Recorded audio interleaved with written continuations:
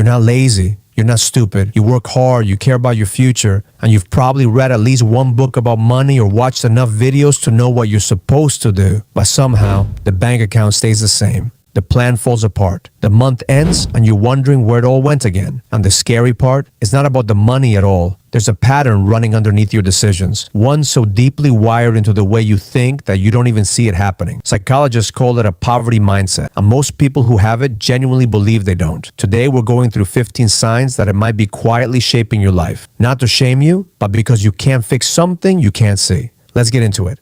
Here's the thing, nobody tells you about a poverty mindset. It has nothing to do with how much money you currently have. You can be earning $80,000 a year and still have it. You can get a raise and still have it. You can clear one debt and immediately create 3 more, and that's it running the show. A poverty mindset is not a bank balance. It's a belief system. It's the invisible set of rules your brain learned, probably before you were old enough to question them, about what money means, what you deserve, and what's actually possible for someone like you. And the reason it's so dangerous, it feels like common sense. It feels like being responsible. It feels like just being realistic. So here are the signs. Be honest with yourself. Sign 1. You think about money constantly but never strategically. There's a difference between worrying about money and working on money. If most of your mental energy around finances is anxiety, checking your balance out of fear, not out of planning, that's a sign. Your brain is in survival mode. And survival mode doesn't build wealth. It just manages panic. Sign 2. You feel guilty spending money, even on things you need. This one hides behind the word frugal. But there's a difference between being intentional with money and feeling a quiet shame every time you spend it. If you bought something necessary last week and still feel a low-level guilt about it, that guilt is data. It means somewhere deep down, you believe money leaving your hands is always a loss. Never an investment, never a reward you earned. Sign 3. You spend impulsively right after you get paid. This is the pattern that confuses people the most because it looks like the opposite of being scared of money, but it's the same root. When money feels unstable,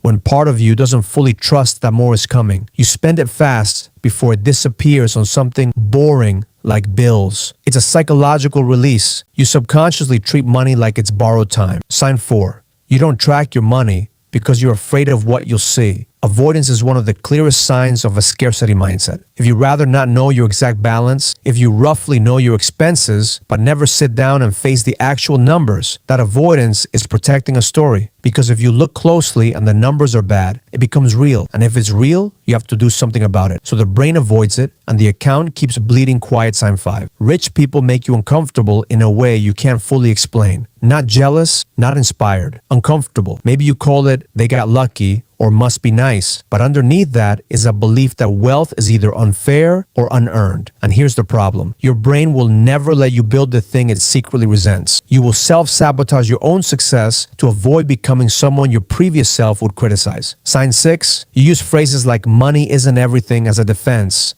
not a value. Money genuinely isn't everything. That's true. But there's a difference between someone who has financial security and chooses to prioritize other things versus someone who's struggling and uses that phrase as armor against trying. One is freedom. The other is a story that makes the struggle feel noble. Sign 7. You believe wealthy people had something you don't have and never will. A connection, a lucky break, a rich family, and maybe for some of them, that's true. But when every success story gets explained away by external factors, you've removed yourself from the equation entirely. You've made success something that happens to people, not something people build. That belief keeps you watching from the outside forever. Sign 8. You feel like wanting more money makes you greedy or shallow. This one runs deep, especially if you grew up in a household or community where humility was tied to having less. Wanting more got framed as selfishness. But wanting financial stability isn't greed. Wanting to not panic about bills isn't greed. Wanting to leave something for your kids isn't greed. The moment you attach shame to ambition, you made sure ambition would never fully take root.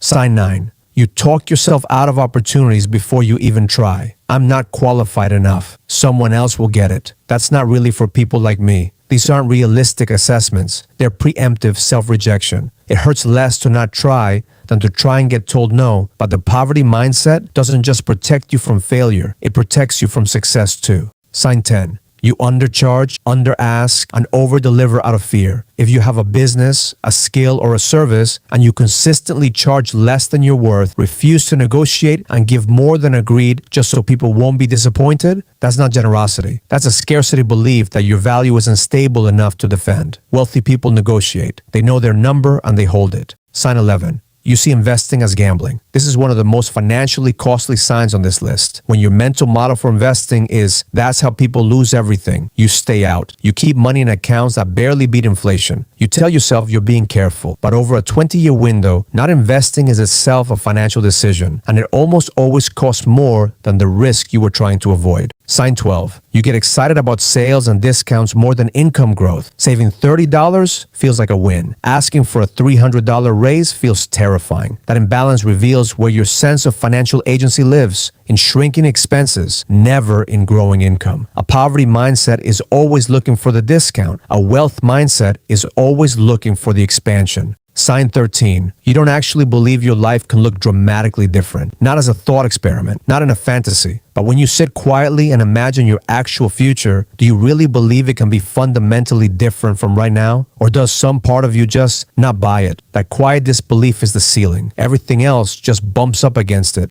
Sign 14. You feel more comfortable when everyone around you is struggling too. This one is uncomfortable to say out loud, but there is a kind of safety in shared struggle. When you start doing better than people you grew up with, something feels wrong, like you're betraying something. So you slow down, you self-sabotage, you stay small enough that no one pulls away. That loyalty is real and it's human, but you have to separate love for the people from loyalty to the limitations. Sign 15. You've read this list and thought, this is just how I am. That's it. That's the final sign. The belief that any of this is fixed, that you were built this way, you grew up this way, so you'll always be this way. None of this is personality. All of it is programming. And programming can be rewritten, but only by people who stop mistaking it for identity. Here's what I want you to hold on to before we talk about what to do. None of these signs make you broken. Most of them were rational adaptations to real environments. If money was scary growing up, your brain learned to be scared of it. If people around you struggled, your brain learned to expect struggle. If ambition got punished, your brain learned to hide it. The poverty mindset isn't a character flaw. It's a survival system that outlived its usefulness.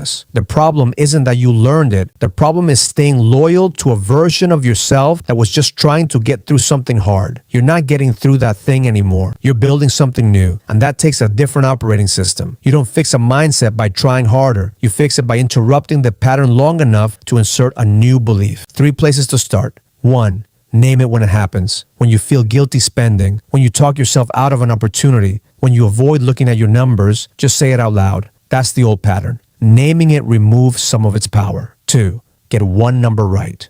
Not a full financial overhaul. Just pick one number. Your net worth, your monthly spending, your savings rate, and know it exactly. Clarity interrupts avoidance. 3.